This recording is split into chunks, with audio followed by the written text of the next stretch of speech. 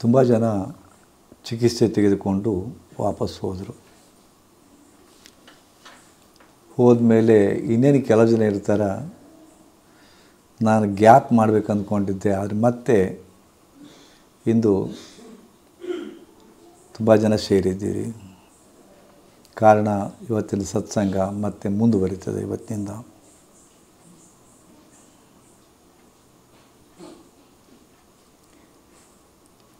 ಇದು ನಮ್ಮ ಆಶ್ರಮ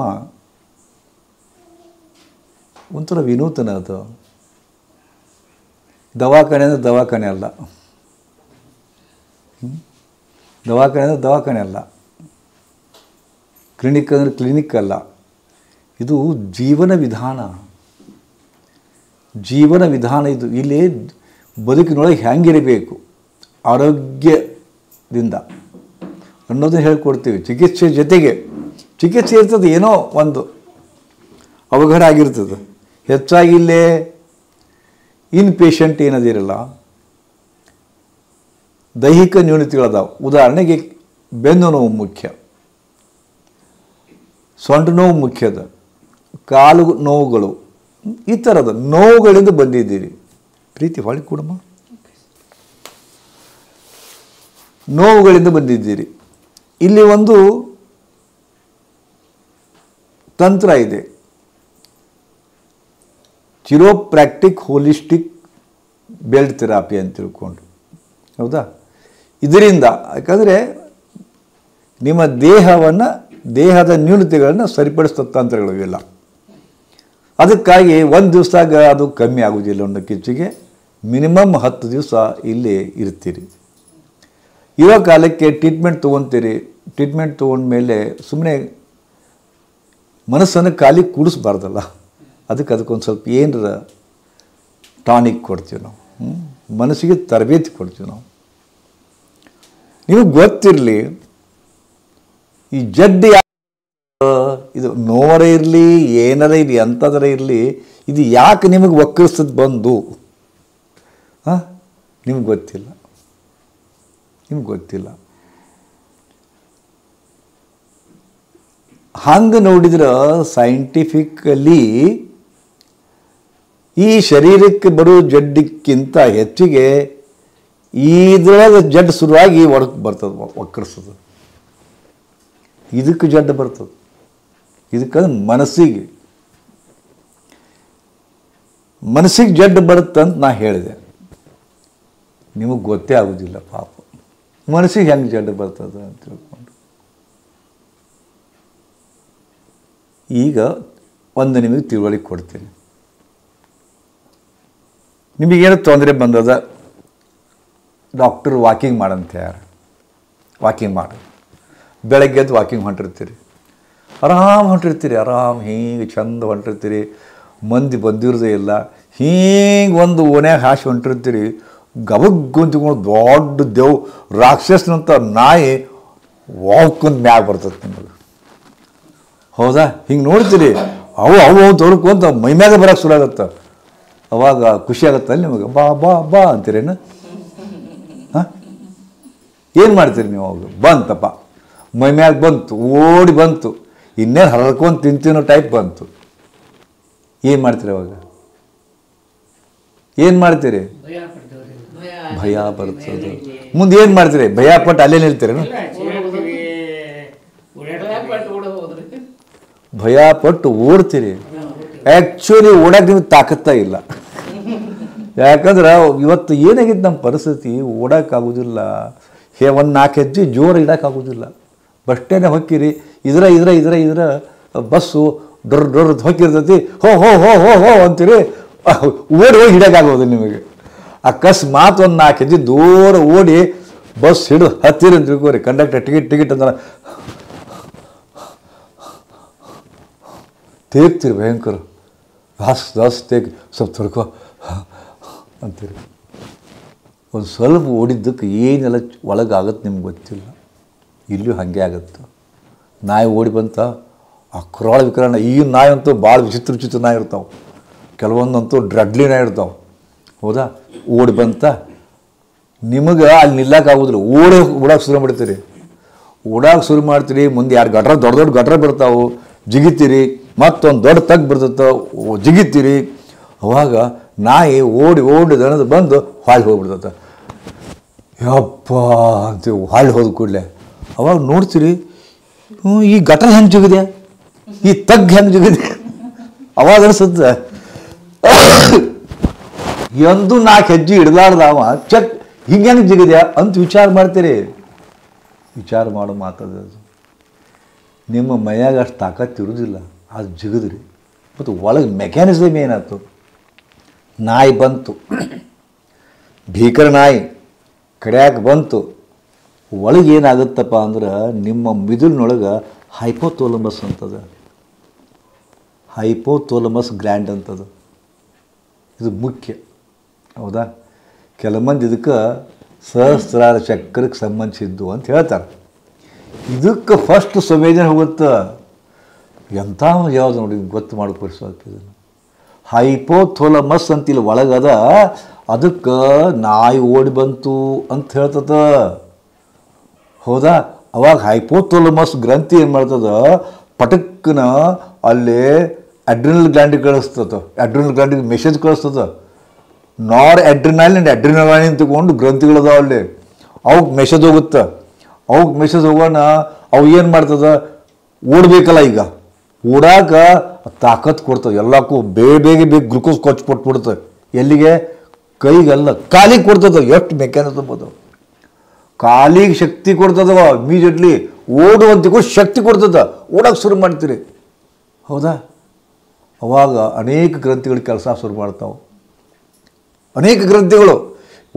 ಇದು ನಾ ಹೇಳೋದು ಎಷ್ಟೊತ್ತಾಯ್ತು, ಈಟ್ ಮಠ ಅದು ನಾಯಿ ಕಡ್ದು ಹೋಗ್ತೈತೆ ನಿಮಗೆ. ಇದು ಟೈಮ್ ಇದ್ರೆ ಫ್ರ್ಯಾಕ್ಷನ್ ಆಫ್ ಸೆಕೆಂಡ್, 1 ಸೆಕೆಂಡ್ನೊಳಗೆ ಒಳಗೆ ದೇಹದೊಳಗೆ ಮೆಕ್ಯಾನಿಸಮ್ ಆಗುತ್ತೆ, ಹೌದಾ? ಏನಾಯ್ತು? ಈಗ ಒಂದು ಊರು ಇರ್ತದೆ, ಎಲ್ಲ ಮ್ಯಾಗ ಗದ್ದಲ ಭಾಳ ಹಾಕೋ, ಮತೀಯ ಗದ್ದಲ ಭಾಳ ಹಾಕೋ. ಏನೋ ಎಲ್ಲೋ ಇದನ್ನು ಗದ್ದಲ ಇರ್ತೈತಿ. ಒಂದು ಪೊಲೀಸರು ತುಕಡಿ ಕಳಿಸ್ತಾರೆ, ಹೌದಾ? ಪೊಲೀಸರು ತುಕಡಿ ಕಳಿಸ್ತಾರೆ, ಅವಾಗ ಇದಾಗುತ್ತೆ. ಈಗ ಎಲ್ಲ ಕಡೆ ಗದ್ದಲ ಶುರುವಾಗೈತಿ. ಎಲ್ಲಿ ಕಳಿಸ್ತಾರೆ, ಎಲ್ಲಿ ಕಳಿಸ್ಬೋದು ಅವರು? ಹಾಗಾಗೈತಿ ನಮ್ಮ ದೇಹದ ಸ್ಥಿತಿ. 1 ಸರಣ 2 ಸರಣ ಬರೀ ಒತ್ತಡ. ಬರೀ ನಾಯಿ ಬಂದಿದ್ದಟ ಹೇಳಿ ನಿಮಗೆ. ನಿಮ್ಮ ಹುಡುಗ ಆಕ್ಸಿಡೆಂಟ್ ಆಗೈತಿ, ಖುಷಿ ಆಗುತ್ತೆ ನಿಮಗೆ, ಕತ್ತಿಕೊಂಡು. ಅವ ಮತ್ತೆ ಅಯ್ಯೋ ಏನು ಮಾಡಬೇಕು, ತೊಡ್ಕೊಂಡ ಕೆಪಾಸಿಟಿ ಒಳ. ಅದು ಹೆಂಗೆ ಅಂದ್ರೆ ನಿಮ್ಮ ಇದ್ರೊಳಗೆ 2 ಕಿಲೋವ್ಯಾಟ್ ಶಕ್ತಿ ಕೊಟ್ಟಿರ್ತಾರೆ, KVದು 2 ಕಿಲೋವ್ಯಾಟ್ ಅಷ್ಟು. ನೀವು ಮಿಕ್ಸರ್ ಗ್ರೈಂಡರ್ ಹಾಕ್ತೀರಿ, ವಾಷಿಂಗ್ ಮಷಿನ್ ಹಾಕ್ತೀರಿ, ಫ್ರಿಜ್ ಹಚ್ತೀರಿ, ಎಲ್ಲ ಹಚ್ತೀರಿ, ಜಗ್ತದ ಇದು ಗರ್ರ ತಿರುಗ್ತದದು. ಇನ್ನೂ ಲೋಡ್ ಹಾಕ್ರಿ, ಡಾಪ್ ಬಂದದ್ದು, ಫ್ಯೂಸ್ ಹೋಗುತ್ತಿಲ್ಲ. ಕೆಪಾಸಿಟಿ ಎಷ್ಟದ? 2 ಕಿಲೋವ್ಯಾಟ್. ಹಂಗೆ ನಮ್ಮ ಬ್ರೈನಿಗೆ ಒಂದು ಕೆಪಾಸಿಟಿ ಅದು. ಒಂದು ಒತ್ತಡ ಬರ್ತದೆ, ಒಂದು ಒತ್ತಡ ಬಂದ್ರೆ ತರ್ಕೊಂತದೆ, ಸ್ವಲ್ಪ ಹತ್ತೋಡು, ಮತ್ತೆಂಟು ಒತ್ತಡ ಬರ್ತದೆ, ತರ್ಕೊಂತದ್ದು, ಮತ್ತೆಂಟು ಒತ್ತಡ ಬರ್ತದೆ, ತರ್ಕೊಂತ. ಕಡೇಕ ಹೆಚ್ಚು ಒತ್ತಡ ಬಂದಾಗ ನಾ ಕೆಲಸ ಮಾಡೋದು ಗಪ್ ಕೊಂಡ್ಬಿಡ್ತದೆ. ಅದರ ಪರಿಣಾಮ ಡಯಾಬಿಟಿಸ್, ಅದರ ಪರಿಣಾಮ BP. ನಿಮಗೆ BP ಯಾಕೆ ಬರ್ತದೆ ಗೊತ್ತದನ್ನ? ಇದಕ್ಕೆ ಇಲ್ಲಿ ಕೆಟ್ಟು ಬಿಡ್ತದೋ. ಹೈಪೋಥಾಲಮಸ್ ಗ್ಲ್ಯಾಂಡ್ ಕೆಡ್ತು, ಪಿಟ್ಯುಟರಿ ಗ್ಲ್ಯಾಂಡ್ ಕೆಡ್ತು, ಅಡ್ರಿನಲ್ ಗ್ಲ್ಯಾಂಡ್ ಕೆಡ್ತು, ಲಿವರ್ ಕೆಡ್ತು. ಎಲ್ಲ ಲಿವರ್ ಪಂಪಿಂಗ್ ಮಾಡ್ಬೇಕು, ಎಲ್ಲ ಎನರ್ಜಿ ಎಲ್ಲ ಕಡೆ ಕಳಿಸ್ಬೇಕಲ್ಲ. ಹಾರ್ಟ್ ಪಂಪಿಂಗ್ ಮಾಡಬೇಕಲ್ಲ, ಹಾರ್ಟ್ ಪಂಪ್ ಮಾಡ್ಬೇಕಾರೆ ಲಂಗ್ಸ್ ಪಂಪಿಂಗ್ ಮಾಡಬೇಕಲ್ಲ. ಎಲ್ಲ ಮಾಡಿ ಸೋತು ಬಿಟ್ಟವ. ನಮ್ಮ ಕಡೆಯಿಂದ ಆಗೋದು ಕೂತ್ಬಿಟ್ಟವ. ಅದಕ್ಕೆ ನಿಮ್ಮ ಕಡೆಯಿಂದ ಅಡ್ಡಾಡೋಕ್ಕಾಗವಲ್ದು, ಎದೆ ದಸ್ ತೇಗ್ತದೆ. ಆನಂತರ ಎದೆ ಬೆಳೆಸಲಿಕ್ಕೆ ಸರಿಯಾಗವಲ್ದು. 108 ಜಡ್ಡು ಬಂದುಬಿಟ್ಟವು. ಎದಕ್ಕೆ? ಒತ್ತಡ ಸಹಿಸ್ಕೊಳ್ಳಾರ್ದಕ್ಕೆ. ನಿಮ್ಮ ಜೀವನ ಸರಳ ಇಲ್ಲ. ನೋಡಕ್ಕೆ ಹಿಂಗೆ ಕಾಣಿಸ್ತೀರಿ, ಹಿಂಗೆ ಕುಂತೀರಿ, ಬೆಂಕಿ ಎತ್ತೈತಿ, ಬೆಂಕಿ ಎತ್ತೈತಿ. ನಿಮ್ಮ ಜೀವನ ನಾಟಕ ಅಂತಿರೋ, ಸಿನಿಮಾ ಅಂತಿರೋ, ನೀವು ಹೀರೋ ಅಥವಾ ಹೀರೋಯಿನ್ ಅಂತ ತಿಳ್ಕೊರಿ. ನಿಮ್ಮವರ ವಿಲನ್ ಅದಾರ. ವಿಲನ್ ಯಾರದಾರ? ಮತ್ತೊಬ್ರು ಅಲ್ಲ. ನೀವೊಬ್ಬ ಹೇಳ್ತಿದ್ದೀರಿ, ಗಂಡನ ವಿಲನ್ ಅದನ. ಏನು ಮಾಡ್ತೀರಿ? ಇದು ಹೆಂಗಂದ್ರೆ ಗುಪ್ತಚರ ಒಂದು ಇರ್ತದೆ, ಕೊಲೆ ಮಾಡಿ ಮಗ ಅವ್ನು ಕೂಡ ಇದ್ಕೊಂಡು ಯಾರು ಕೊಲೆ ಮಾಡಿದ್ರು ಯಾರು ಕೊಲೆ ಮಾಡಿದ್ರು ಯಾರು ಕೊಲೆ ಮಾಡಿದ್ರು ಹುಡುಕಾಡೋದು, ಕೊನೆಗೆ ಗೊತ್ತಾಗುತ್ತೆ ಇವನ ಕೊಲೆ ಮಾಡೋದು ಅನ್ನೋದು ಲಾಸ್ಟಕ್ಕೆ. ಹಂಗೆ ನಿಮಗೆ ಕಷ್ಟ ಕೊಟ್ಟವರು, ಕಷ್ಟ ಕೊಡೋದವರು, ನಿಮಗೆ ಪದೇ ಪದೇ ನಿಮಗೆ ಹಿರಿಯವರು, ಬೆನ್ನ ಚೂರಿ ಹಾಕೋರು ಹೊರಗಿನವರಲ್ಲ, ನಿಮ್ಮವರು ಅದಾರ, ನಿಮ್ಮವರ ಅದಾರ. ಹಿಂಗಾಗಿ ಸಹಿಸ್ಕೊಳ್ಳೋಕೆ ಆಗವಲ್ಲ ನಿಮಗೆ. ಹೊರಗಿನವ್ರಂದ್ರೆ ಎದುರಿಸ್ತೀರಿ, ಹೊರಗಿನವ್ರಂದ್ರೆ ಎದುರಿಸ್ತೀರಪ್ಪ, ನಿಮ್ಮವ್ರಂದ್ರೆ ಹೆಂಗೆ ಎದುರಿಸ್ತೀರಿ? ಇದು ಉಣ್ಣಾಕ್ ಬರೋವಲ್ದು, ನುಂಗಾಕ್ ಬರೋವಲ್ದು, ಉಗಳಾಕ್ ಬರೋವಲ್ದು. ಇದು ಭಾಳ ಕೆಟ್ಟದು. ಇವತ್ತಿನ ಜೀವನದ ವಿಧಾನ ಭಾಳ ಭಾಳ ಭಾಳ ಕೆಟ್ಟದು, ಭಾಳ ಕೆಟ್ಟದು.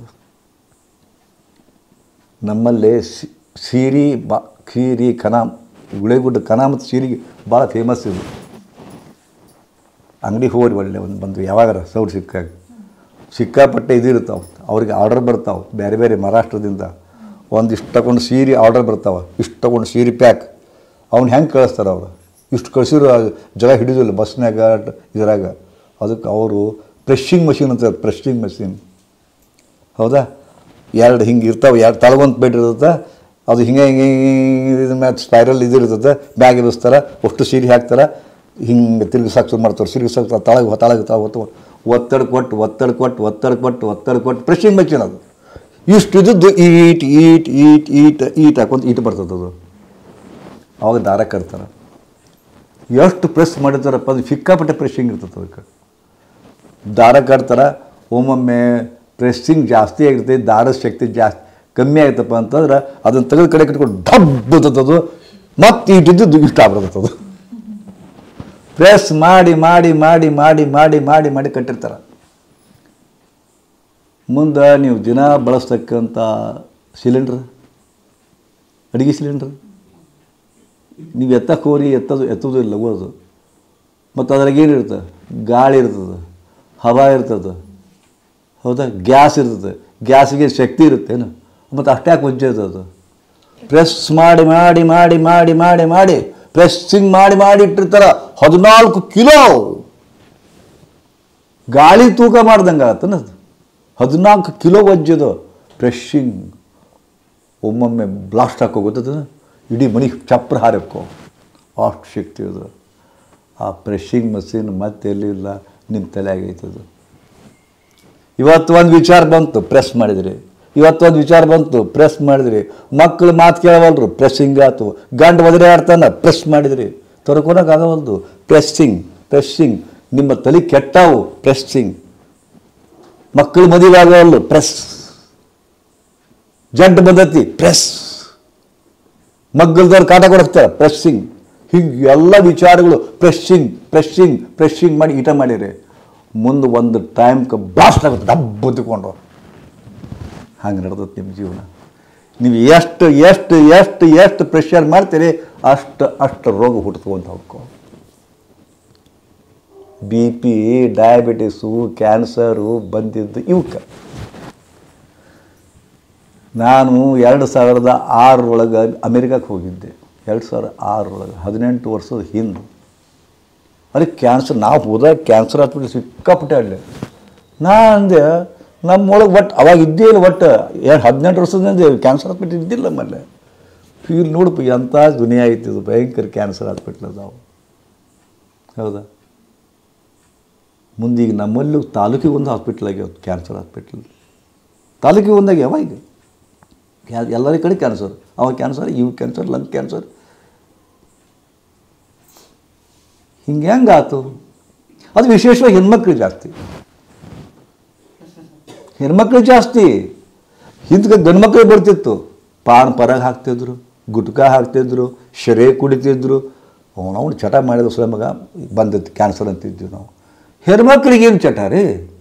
ಒಂದು ತಂಬಾಕು ತಿಂತಾವ, ಒಂದು ಶರೇ ಕುಡಿತಾವ, ಒಂದು ಗುಟ್ಕಾ ಹಾಕ್ತಾರೆ, ಅವ್ರಿಗೆ ಯಾಕೆ ಕ್ಯಾನ್ಸರ್ ಬರಬೇಕು? ಇದು ಪ್ರಶ್ನೆ.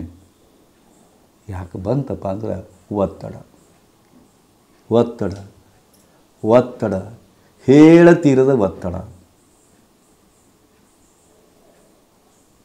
ಇಂಥ ಹುಡುಗರು ಇರ್ತಾವೆ, ತಮ್ಮ ಪಾಡಿ ತಾವಿರ್ತಾವೆ.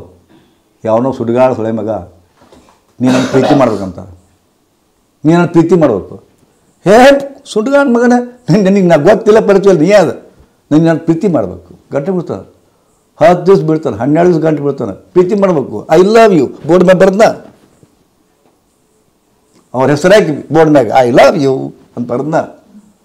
ಮುಂದೆ ಬಂದು ಐ ಲವ್ ಯು ಅಂತ ರೋಜ್ ಹೇಳ್ತಾನೆ, ಐ ಹೇಟ್ ಯು ಅಂತ ಈಕೆ. ನೀ ಯಾವ ಗೊತ್ತಿಲ್ಲ ಮಗನ, ನೀನು ತೊಗೊಂಡು ಪ್ರೀತಿ ಮಾಡಲಿ ಅಂತ. ಒಮ್ಮಿನ ಮೇಲೆ ಚೇಂಜ್ ಅವನು, ಐ ಹೇಟ್ ಯು ಅಂತ ಮಗ. ಅವನ ಮೇಲೆ ಪ್ರೀತಿ ಹೋಗಿ ದ್ವೇಷ ಆಗುತ್ತೆ. ಮತ್ತು ಬರೀತಾನೆ ಐ ಹೇಟ್ ಯು ಅಂತ ಬರ್ತಾನೆ ಗೋಡೆ ಮ್ಯಾಗ. ಅಷ್ಟ ಸುಮ್ಮ ಕುಡ್ದಲ್ ಮಗ ಅವ. ಮತ್ತೊಬ್ಬರ ಹೆಸರು ಸೇರಿಸ್ತಾನೆ ಆಕೆ ಹೆಸರು ಕೂಡ. You are with Satish. ನೋಡು, ನಿಮ್ಮ ತೇಜೋಜಿ ಮಾಡೋಕ್ಕೆ ಶುರು ಮಾಡಿದ. ಅಷ್ಟಕ್ಕೆ ಸುಮ್ಮಾಗೋದಿಲ್ಲ ಅವ. ನೀನು ನನ್ನ ಪ್ರೀತಿ ಮಾಡ್ಕೊಂಡು ಅಸಿಡ್ ಹಾಕ್ತೀನಿ ಅಂತಾನ. ಏನು ಮಾಡ್ತೀರಿ? ಏನು ಮಾಡ್ತೀರಿ? ಖುಷಿಯಾಗುತ್ತಾನೆ? ಖುಷಿಯಾಗುತ್ತೆ? ನಮ್ಮ ಅಣ್ಣನ ಮುಂದೆ ಹೇಳ್ತೀನಿ ಅಂತ, ನಿಮ್ಮ ಅಣ್ಣನ ಕೊಲ್ತೀನಿ ಅಂತ ನಾವು. ಖುಷಿಯಾಗುತ್ತೇನೆ?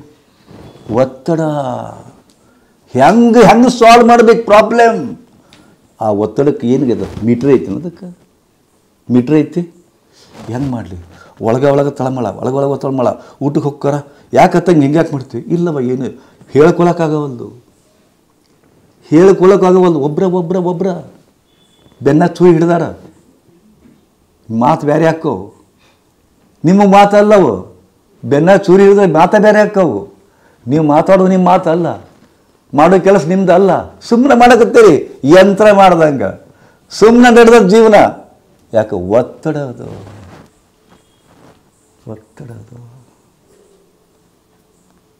ಈ ಒತ್ತಡ ಇದ್ದಾಗ ಮೀಟ್ರ್ ಗಿರ್ರ ಅಂತ ತಿಳ್ತದೆ ಒಳಗಡೆ ಅದು. ಹೀಗಾಗಿ ಅದು ಕೆಪಾಸಿಟಿ ಮೀರ್ಕೊಂತ ಹೋಗುತ್ತೆ. ಒನ್ ಫೈನ್ ಡೇ ಕ್ಯಾನ್ಸರ್ ಅಂತ ಗೊತ್ತಾಗುತ್ತೆ. Because of the pressure, because of the mental pressure ಇರಲಿ, ಬಟ್ ಅದನ್ನು ಸಾಲ್ವ್ ಮಾಡಲಿಕ್ಕೆ ಆಗದ ಸ್ಥಿತಿ. ಸಮಸ್ಯೆಗಳಿಗೆ ಸಾಲ್ವ್ ಮಾಡದಿದ್ದಪ್ಪ ಅಂದ್ರೆ ಅದು ನಿರಂಬಿರ್ತದೆ. ಆಯ್ತು ಬಿಡು, ಅವ್ನು ಹೇಳಿ ಮಾಡಿಸೇನು, ಇದನ್ನು ಮಾಡಿ ಮಾಡಿಸೇನು. ಸಮಸ್ಯೆಗೆ ಪರಿಹಾರ ಇದ್ದರೆ ಒತ್ತಡ ಇರೋದಿಲ್ಲ, ಸಮಸ್ಯೆಗಳಿಗೆ ಪರಿಹಾರವೇ ಇರೋದಿಲ್ಲ. ಒತ್ತಡ ಹಿಂಗೆ ಶುರುವಾಗುತ್ತಾ ಬ್ಯಾಡ ಸುದ್ದಿ ಅದು. ಆ ಒತ್ತಡವನ್ನು ಅನುಭವಿಸೋರಿಗೆ ಗೊತ್ತು. ಹೇಳ್ಕೊಳಕ್ಕಾಗವಲ್ದು, ತಡ್ಕೊಳಕ್ಕಾಗವಲ್ದು. ಹೇಳಿಕೊಂಡ್ರೆ ಒಂದು ಬಣ್ಣ, ಬಿಟ್ಟರೊಂದು ಬಣ್ಣ. ಬಿಸಿ ತುಪ್ಪ ಉಗುಳಾಕೆ ಉಳಿದ್ರೆ ತುಟ್ಟಿ ತುಪ್ಪ ಹಾಳಾಗುತ್ತೆ. ನುಂಗಿದ್ರೆ ಗಂಟ್ಲು ಸುಡ್ತದ. ಇದು ಭಾಳ ಕೆಟ್ಟ ಸ್ಥಿತಿ ಇದು. ಇವತ್ತು ಯಾರ ಮ್ಯಾರೇಜೂ ಸುದ್ದಿಲ್ಲ, ಯಾರ ಗಂಡ ಹೆಂಡತಿನೂ ಸುದ್ದಿಲ್ಲ, ಅವ್ರು ಹುಟ್ಟಿದ ಮಕ್ಕಳು ಸುದ್ದಿಲ್ಲ. ನಿಮಗೆ ಸಮಸ್ಯೆ ಮೊದಲು ಮಕ್ಕಳಿಲ್ಲ ಅಂತ ಸಮಸ್ಯೆ ಶುರುವಾಗಿತ್ತು ನಿಮಗೆ. ಈ ಮಕ್ಕಳಿದ್ದ ಸಮಸ್ಯೆ ಆಗ್ಯಾವ. ಮದುವೆ ಈಗದೆ ಮುಂಚೆ ಭಾಳ ಚಂದ ಇದ್ರಿ, ಒಬ್ಬರೇ ಆರಾಮಿದ್ರಿ. ಮದುವೆ ಆಗಿದ್ದ ದೊಡ್ಡ ಸಮಸ್ಯೆ ಆಗಿತ್ತು ನಿಮಗೆ. ಒಂದು ಕಾಲಕ್ಕೆ ಮದುವೆ ಆಗಿಲ್ಲ ಅನ್ನೋ ಸಮಸ್ಯೆ ಆಗಿತ್ತು. ಈಗ ಮದುವೆ ಆಗಿತ್ತಲ್ಲ, ಈ ದೊಡ್ಡ ಸಮಸ್ಯೆ ಆಗಿಬಿಟ್ಟತ್ತೆ. ಅದಕ್ಕಿಂತ ಹೆಂಗೆ ಸಾಲ್ವ್ ಮಾಡೋರು?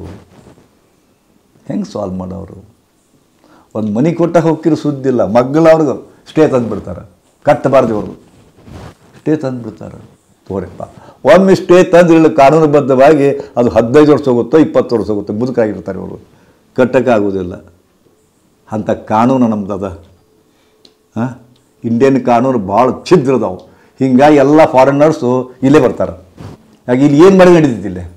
ಕೊಲೆ ಮಾಡಿದವರು ಉದ್ಧಾರ ಹಾಕಾರ, ಬೇಕಾದ ಮಾಡ್ರಿ ಇಲ್ಲೇ. ಒಮ್ಮೆ ಬೇಲ್ ಸಿಕ್ಕ ಹೊರಗೆ ಬಂದ ಮುಗಿತು, ಮತ್ತೆ 1000 ವರ್ಷ ಆಗಿ. ಇನ್ನೂ ಸಲ್ಮಾನ್ ಖಾನ್ ಮುಗಿದಿಲ್ಲ, ಇನ್ನೂ ಸಂಜಯ್ ಖಾನ್ ಮುಗಿದಿಲ್ಲ. ಹಾಗೆ ನೆನಪದ ಒಳಗೆ ಹಾಕ್ತಾರೆ, ಮತ್ತೆ ಬಿಡ್ತಾರೆ, ಮತ್ತೆ ಬೇಲ್ ಸಿಗ್ತಾರೆ, ಮತ್ತೆ ಬರ್ತಾರೆ. ಇದು ನಮ್ಮ ಕಾನೂನು ವ್ಯವಸ್ಥೆ. ಏನು ತಿದ್ದೈತೆ ಅಂದ್ರೂ ಸಾಧ್ಯವೇ ಇಲ್ಲ. ಹೀಗಾಗಿ 1000 ವರ್ಷ ಮೇರಿತಾರೆ.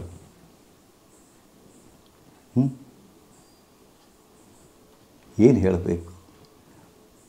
ಮಾತಿಗೆ ಸಮಸ್ಯೆ ಅದಾವೆ. ನಮಗೆ ಎಷ್ಟು ತೂತದೋ ಅಷ್ಟು ಸಮಸ್ಯೆ ಅದಾವೆ. ಹೇಳ್ಕೊಳ್ಳಿಕ್ಕೆ ಆಗೋದಿಲ್ಲ. ಈಕಿದ ಸಮಸ್ಯೆ ಬೇರೆ, ಆಕಿದ ಸಮಸ್ಯೆ ಬೇರೆ. ಸಮಸ್ಯೆಗಳು ಇಲ್ಲೇ ಇಲ್ಲ. ಸಮಸ್ಯೆಗಳು ಸಿಕ್ಕ ಒದ್ದಾಡಕತ್ತೀರಿ.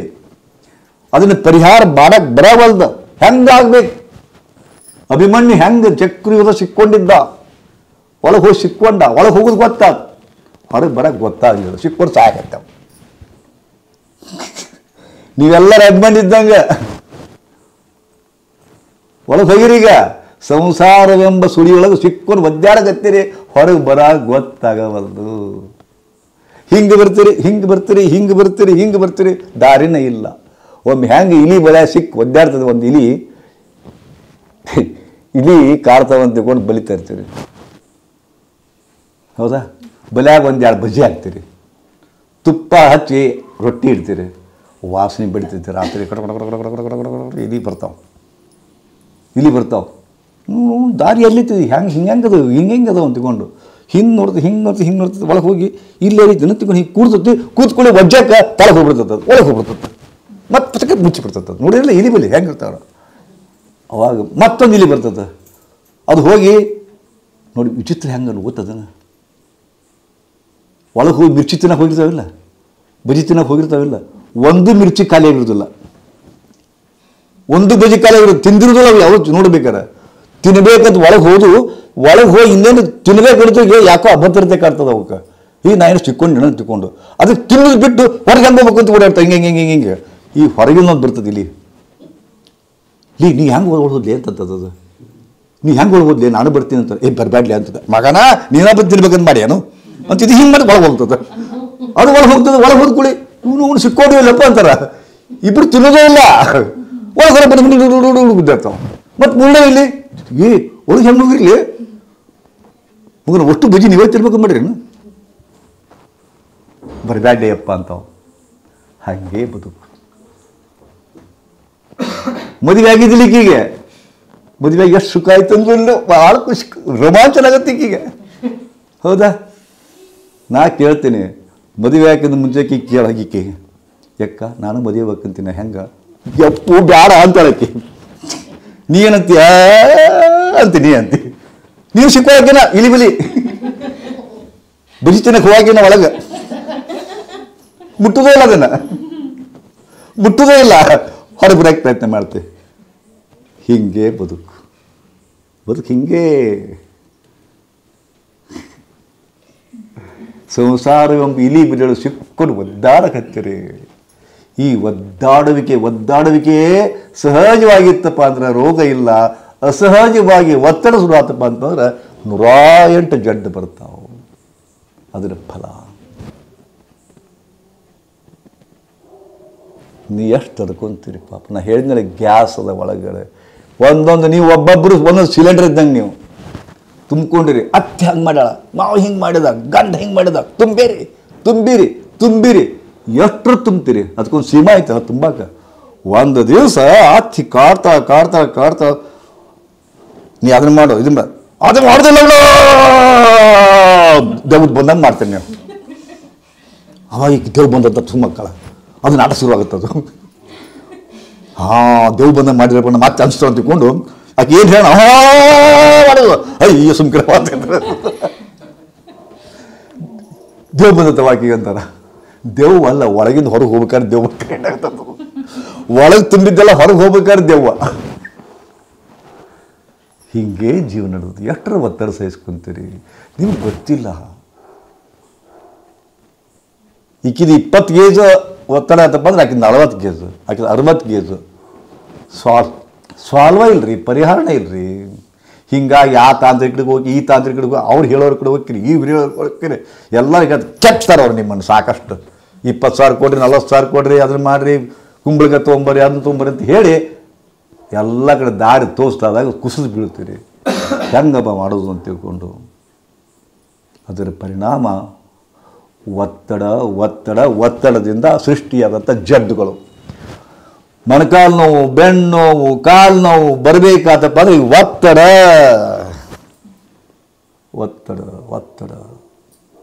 ತಲೆನೋವು ಬರಬೇಕಾದ್ರೆ ಒತ್ತಡ. ನಿಮ್ಗೆ ಗೊತ್ತಿಲ್ಲ ಆ ಒತ್ತಡ ಹೆಂಗೆ ಕ್ರಿಯೇಟ್ ಆಗ್ತದೆ ಗೊತ್ತಿಲ್ಲ. ಹೇಳ್ತಿಲ್ಲ ಈಗ ಒಂದು ಒತ್ತಡ ಕ್ರಿಯೇಟ್ ಮಾಡಿರಿ, ಹೊರಗೆ ಹೋಗಕ್ಕೆ ನೋಡ್ತಿರ್ತಾವಿಲ್ಲ, ಹಿಂಗೆ ಒತ್ತಡ ಕ್ರಿಯೇಟ್ ಆಗತ್ತಿಲ್ಲ. ಅದಕ್ಕೆ ಇಲ್ಲಿ ಒತ್ತಡ ಕೊಡ್ತಾವೆ, ಇಲ್ಲಿ ನೋವು ಶುರು ಹಾಕೋ. ಇಲ್ಲಿ ಒತ್ತಡ ಕೊಡ್ತಾವೆ, ಇಲ್ಲಿ ನೋವು ಶುರು ಹಾಕಾವು. ಒಳಗೆ ತುಂಬಿದ ಒತ್ತಡಕ್ಕೆ ಬೆನ್ನೋವು ಶುರು ಆಗುತ್ತೆ, ಒಳಗೆ ತುಂಬಿದ ಒತ್ತಡಕ್ಕೆ ಕಾಲು ನೋವು ಶುರು ಆಗುತ್ತೆ, ಇಲ್ಲಿ ಶುರು ಹಾಕಾವು. ರಂಧ್ರಗಳ ಮೂಲಕ ಒತ್ತಡ ಪ್ರಯತ್ನ ಮಾಡ್ತದೆ, ಹೊರಗೆ ಹೋಗಿ ದಾರಿ ಇಲ್ಲ, ಸಿಕ್ಕೊಂಡು ಒದ್ದಾಡ್ತೀರಿ, ನೋವು ಅಂತ ಬಡ್ಕೊತೀರಿ. ನೀವು ತಿಳ್ಕೊಂಡಿರಿ ನೋವು ಅಂದರೆ ಒಂದು ಜಡ್ ಅಂತ ತಿಳ್ಕೊಂಡ್ರಿ, ಜಡ್ ಅಲ್ಲ, ಒತ್ತಡದ ನಿರ್ಮಾಣದಿಂದ ಬಂದದ್ದು. ಅದಕ್ಕೆ ಏನು ಮಾಡಬೇಕು? ಒತ್ತಡ ಹಾಕಿ ಇದಾಗೈತಿ, ಒತ್ತಡ ಕಡಿಮೆ ಮಾಡ್ಬೇಕು. ಮೊದಲು ನಿಮ್ಮ ಜಡ್ ಹೆಂಗೆ ಕಡಿಮೆ ಆಗಬೇಕು? ಹಾಕತಕ್ಕಂಥ ಒತ್ತಡ ಕಡಿಮೆ ಮಾಡ್ಬೇಕು. ಮೊದಲು ಅರ್ಧ ಜಡ್ ಕಮ್ಮಿ ಹಾಕೋ. ಒಮ್ಮೆ ಒತ್ತಡ ಶುರು ಆಗ್ತಿಲ್ಲೋ, ಎಷ್ಟು ಜಡ್ಡು ಶುರು ಆಗುತ್ತೆ ಅನ್ನೋದು ಒಂದು ಎಕ್ಸಾಂಪಲ್ ಕೊಡ್ತೀನಿ ನಿಮಗೆ. ಒಂದು ಎಕ್ಸಾಂಪಲ್ ಕೇಳಿದ್ದು ಸರಿಯಾಗಿ. ಏನಾಯ್ತು? ನನ್ನ ಪೇಷಂಟೇ ಮಂಡ್ಯದೊಳಗೆ ಕ್ಯಾಂಪ್ ನಡೆದಿತ್ತು. IAS ಆಫೀಸರ್ ಅವನು, ಹೌದಾ, ಮಂಡ್ಯ ಜಿಲ್ಲಾಧಿಕಾರಿ, ಹೌದು, ಭಾಳ ವರ್ಷದ ಹಿಂದಿದ್ದು ಪ್ರೊಬೇಷನರಾಗಿ ಬಂದಿದ್ದ. ಅವ್ರ ಮನೆಗೆ ಹೋದಿವಿ, ಟಿಫಿನ್ ಕರೆದಿದ್ರು. ಟಿಫಿನ್ ಕರೆಯೋಣ ಏನಾತಪ್ಪ ಅಂತಂದ್ರೆ ಅವಾಗ ತಲೆನೋವು ಭಯಂಕರ ಬರ್ತಿತ್ತು ಅವಾಗ. ತಲೆನೋವು ಸಿಕ್ಕಾಪಟ್ಟೆ ತಲೆನೋವು. ಮುಂದೆ ಅವ್ರ ಮನೆಯಾಗ ಇರಬೇಕಾದ ಪ್ರಸಂಗ ಮತ್ತೆ 2 ದಿವಸ ರಾತ್ರಿ ಮಕ್ಕೋಣ. ಅವ IAS ಆಫೀಸರ್. ಅದು ಏನು ನಡೆದ ಘಟನಾ ಅಂತಂತಂದ್ರೆ, ಹೆಂಡತಿ ಹೊಟ್ಟೆಲಾಗ್ಯಾಳ. 8 ವರ್ಷದ ಮೇಲೆ ಹೆಂಡತಿ ಹೊಟ್ಟೆಲಾಗ ಗೊತ್ತಾಗಿದೆ. ಆಕೆ ಏನು ಹೇಳ, ಏನ್ರಿ ರಾತ್ರಿ ಬಂದರು ಅವರು, ಬಂದು ಏನ್ರಿ ನಿಮಗೊಂದು ಗುಡ್ ನ್ಯೂಸ್ ಅಂತಂತಂದು. ಏನು ಅಂತ, ನಾನು ಹೊಟ್ಟೆಲೇ ಇದ್ದೀನಿ, ನಿಮ್ಮ ಮಗುವಿನ ತಾಯಿ ಆಗತ್ತೀನಿ ಅಂತ ಹೇಳಿದಕ್ಕೆ ನಕ್ಕೊಂತ. ಇವಾಗ ಖುಷಿ ಪಡಬೇಕಿಲ್ಲ, ತಲೆ ಹಿಡ್ಕೊಂಡು ಯವ್ವೋ ತಗೊಂಡು ಬಿದ್ದ. ನಡೆದ ಘಟನಾ ಇದು. ಆಕೆ ಗಾಬರಿ ಅದು ಪಾಪ. ಒಂದು ಖುಷಿ ಸಮಾಚಾರ ಹೇಳಕ್ಕೆ ಹೋಗ್ಯಾಳ, ಬಿದ್ದ ಕೂಡಲೇ ಹೌವಾರು ಬಿಟ್ಲು. ಇಮಿಡಿಯೇಟ್ಲಿ ಕಾಲ್ ಮಾಡಿದ್ಲಕ್ಕೆ, ಬಂದರು, ಇದನ್ನು ಮಾಡಿದ್ರು, ಆಸ್ಪತ್ರೆ ಕೊಟ್ಟರು. 2 ದಿವಸ ಇಟ್ಕೊಂಡು ಮತ್ತೆ ಅವ್ರು ಕಳಿಸಿದ್ರು. ಎಲ್ಲರ ಮತ್ತೆ ಶಾಂತ ಆಯ್ತು. ನಾ ಮತ್ತೆ ಬೇರೆ ಶಿಷ್ಯನ ಮೇಲೆ ಹೋದೆ. ಮುಂದೆ ಮತ್ತೆ ಅವ್ರ ಮನೆಗೆ ಮತ್ತೆ ಟಿಫಿನಿಗೆ ಕರೆದು ಆರಾಮಾಗಣ. ಮುಂದೆ ಅಲ್ರಿ ನಾನು ಎಂಥ ಚಂದ ಮಗು ಆಗ್ತದೆ ಅಂತ ಹೇಳಕ್ಕೆ ಹೋದ್ರೆ, ನೀವು ಅವತ್ತು ಹೆಂಗ್ಯಾಕೆ ಮಾಡಿದ್ರಿ ಏನು ಅಂತಂತಂದು. ಹಿಂಗೆ ನನಗೆ ಹೊಟ್ಟಿಲೇ ಇದ್ದೀನಿ ಅಂತ ಮತ್ತೆ ತಲೆ ಹಿಡ್ಕೊಂಡಿದ್ದು. 2 ಸರಿ ಆಯ್ತು. ನಾನು ಅವಾಗ ಹಿಪ್ನಾಟಿಸಮ್ ಮಾಡ್ತಿದ್ದೆ. ಹಿಪ್ನಾಟಿಸಮ್, ವಶೀಕರಣ ಅಥವಾ ಸಂಮೋಹಿನ ಶಾಸ್ತ್ರ ಅಂತ ತಿಳ್ಕೊಂಡು ಭಾಳ ನಾ ಫೇಮಸ್ ಆಗಿದ್ದೆ ಆ ಭಾಗದೊಳಗೆ.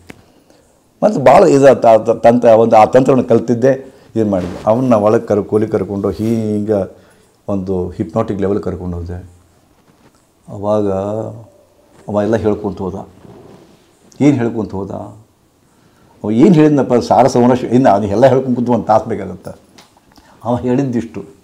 ಅವ ಬಾಲ್ಯದೊಳಗೆ 13 ವಯಸ್ಸು ಇದ್ದಾಗ ಅವರವ್ರು ತೀರ್ಕೊಂಡವ. ಥಿಯೇಟ್ರ್ ಕತೆ. ಅವರವ್ರು ತೀರ್ಕೊಂಡ್ರು. ಅವರಪ್ಪ ಇನ್ನೂ ಸಣ್ಣ ವಯಸ್ಸು, ಮತ್ತೊಂದು ಮದುವೆ ಆದ. ಒಬ್ಬನೇ ಹುಟ್ಟಿದ್ದ, ಮತ್ತೊಂದು ಮದುವೆ ಆದ. ಪ್ರಾರಂಭದಲ್ಲಿ ಅವನ್ನ ಭಾಳ ಚಂದ ನೋಡ್ಕೊತಿದ್ದ ಆಕೆ ಹೆಣ್ಮಗಳು. ಮುಂದೆ ಆಕೆಗೆ ಒಂದು ಮಗು ಆಯ್ತು. ಇವನು ತಿರಸ್ಕಾರ ಮಾಡೋ ಶುರು ಮಾಡಿದ್ರು. ಮತ್ತು 2ನೇ ಹೊಟ್ಟಿಲ್ಲ ಅದು. ಮತ್ತಿಟ್ಟು ತಿರಸ್ಕಾರ ಶುರು ಆಯಿತು. ಇವನಿಗೆ ಹೆಟ್ರೆಡ್, ಇವನು ಸುಡೋದು, ಇದನ್ನು ಮಾಡೋದು, ಕಾಯಿ ಹಿಂಡೋದು, ಕೂದ ಜಗ್ಗೋದು, ಇಂಥವೆಲ್ಲ ಮಾಡಕತ್ತಿದ್ದು. ಈಗ ಅವನ ಮನಸ್ಸಿನಾಗ ಇಲ್ಲದಪ್ಪ ಅಂದ್ರೆ, ಹೆಣ್ಮಕ್ಳು ಹೊಟ್ಟಿಲಾದಪ್ಪ ಇಷ್ಟು ತ್ರಾಸು ಕೊಡ್ತಾರೆ. ಹೆಣ್ಮಕ್ಳು ಹೊಟ್ಟಿಲಾಗಿದ್ದಕ್ಕೆ ಇಷ್ಟು ತ್ರಾಸು ಕೊಡಕತ್ತಾರೆ ನನಗೆ. ಅದು ನನಗೆ ಹೆಂಡ್ತಿನೂ ಹೊಟ್ಟಿಲಾದಲ್ಲ, ಇನ್ನು ತ್ರಾಸಾಗತ್ತೆ. ನೋಡಿದ್ದೀರಾ? 13ನೇ ವಯಸ್ಸಿನ ನಡೆದಂಥ ಘಟನೆ ಮನಸ್ಸಿನಾಗ ಆಳವಾಗಿ ಬೇರು ಬಿಟ್ಟತಿ. ಎಲ್ಲಿಗೆ ಅದಕ್ಕೆ ಹೊಟ್ಟೆಲ್ದಲ್ಲಿ ನೀವು ಬಿದ್ದ. ಅದಕ್ಕೆ ಮತ್ತೆ ನಾನು ಆಕೆಗೆ ನಿನ್ನ ಮಲತಾಯಿ ಮಾಡಿರ್ಬೋದು, ಇದು ನಿನ್ನ ಹೆಂಡತಿ, ಬರ್ತಕ್ಕಂಥದ್ದು ನಿನ್ನ ಮಗು, ನೀ ಖುಷಿ ಪಡಬೇಕು, ನೀ ಖುಷಿ ಪಡ್ತಾ ಇದ್ದಿ ಹೇಳ್ತಾ ಹೋದೆ. ಅವಾಗ ಮತ್ತೆ ಆಗಿಂದಾಗ ಕರೆಸಿದೆ, ಹೇಳೀಗ ಅಂತಂದೆ.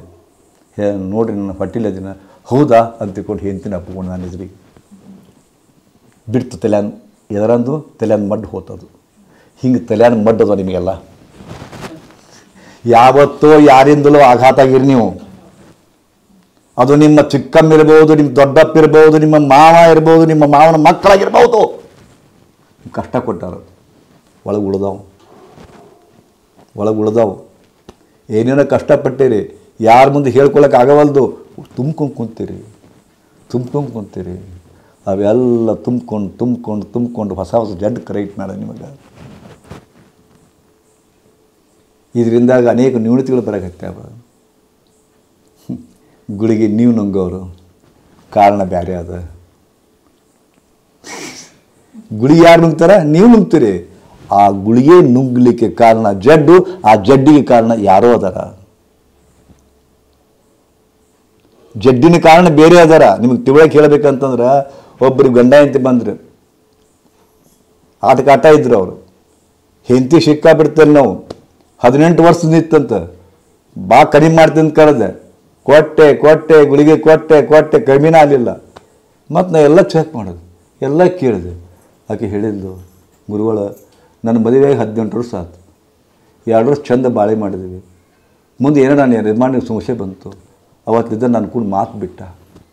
16 ವರ್ಷದಿಂದ ಮನೆಯಾಗ ಗಂಡ ಹೆಂಡತಿ ಟೈಪ್ ಅದೀವಿ, ಒಂದು ದಿವಸ ಕೂಡಿಲ್ಲ, ಒಂದು ದಿವಸ ಅವ್ರು ಅನ್ಕೊಂಡು ಮಾತಾಡಿಲ್ಲ ಅನ್ಲಕ್ಕೆ.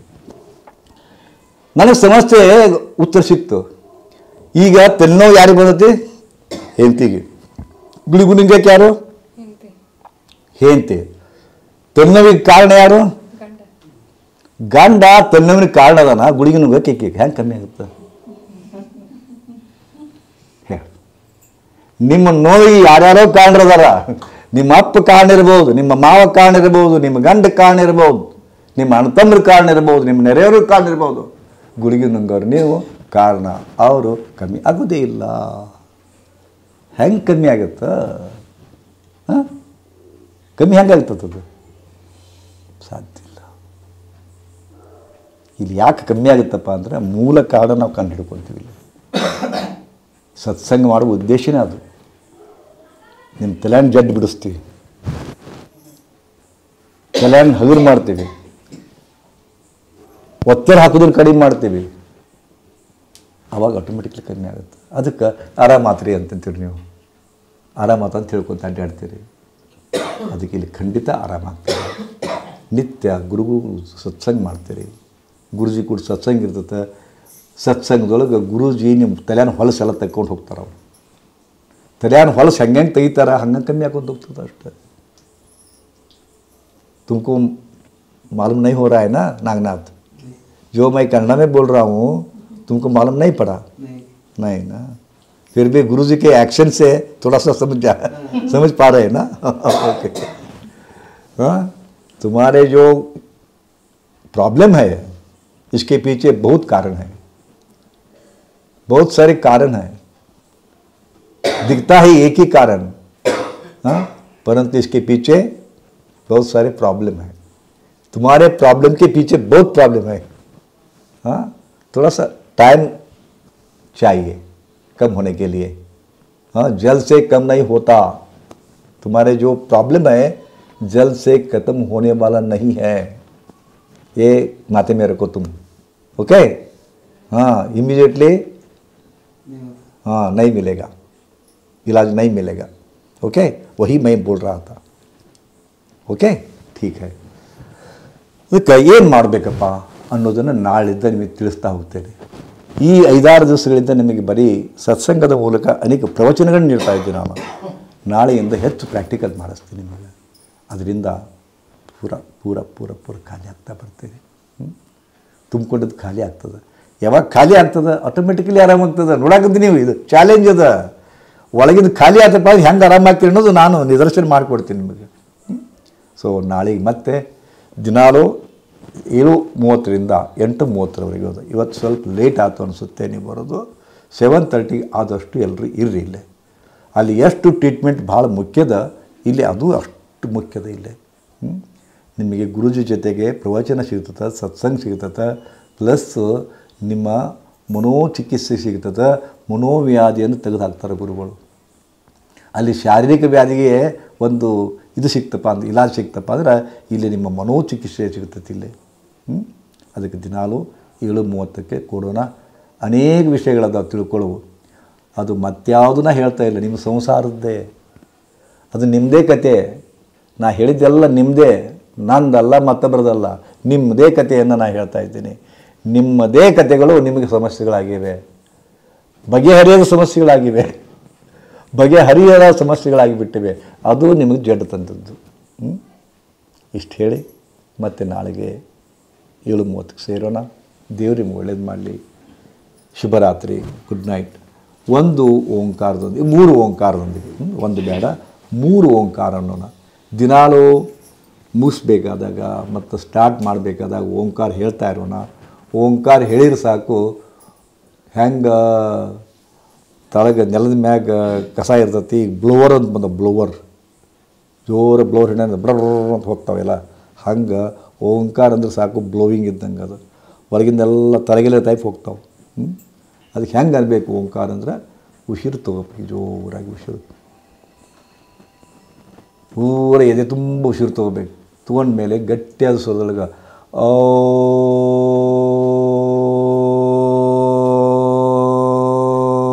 ಎಷ್ಟಾಗುತ್ತೋ ಅಷ್ಟು ಎಳಿಬೇಕು. ಇಷ್ಟಂದ್ರೆ ಏನಾಗುತ್ತೆ ಅಂತೀರಿ ನೀವು? ಅದೇ ಮಜಾ. ಇಷ್ಟಂದ್ರೆ ಏನಾಗುತ್ತಲ್ಲ ಎಲ್ಲ ಆಗ್ತದೆ. ಓಂ ಮಂತ್ರಕ್ಕೆ ದೊಡ್ಡ ಅರ್ಥದ. ಅದು ಓಂ ಅಂದ್ರೆ ಸಾಕು, ನಮಗೆ ಮತ್ತು ದೇವರಿಗೆ ಕನೆಕ್ಷನ್ ಕೊಡ್ತದೆ. ಓಮ ನಮಗೆ ಮತ್ತು ದೇವರಿಗೆ ಕನೆಕ್ಷನ್ ಕೊಡ್ತದದು. ಯಾವಾಗ ಮತ್ತು ದೇವರ ಸಮೀಪ ಹೋಗ್ತೀವಿ, ಇವೆಲ್ಲ ಸಮಸ್ಯೆಗಳು ಸತ್ಯನಾಶ ಆಗ್ತಾವ, ಸುಟ್ಟೋಕ್ಕವ. ಹೌದಾ? ಅದು ಅಂತೀರ ಓಂಕಾರ. ಸೀದಾ ಕೂಡ್ರಿ, ಆಳವಾಗಿ ತೊಗೋಬೇಕು ಉಸಿರು. ಜೋರ ಉಸಿರು ತೊಗೋರಿ, ಕಣ್ಣು ಮುಚ್ಚ್ರಿ, ಜೋರಾಗಿ ಉಸಿರು ತೊಗೋರಿ. ಓಂಕಾರ ಅಂಟೆ ಜೋರಾಗಿ.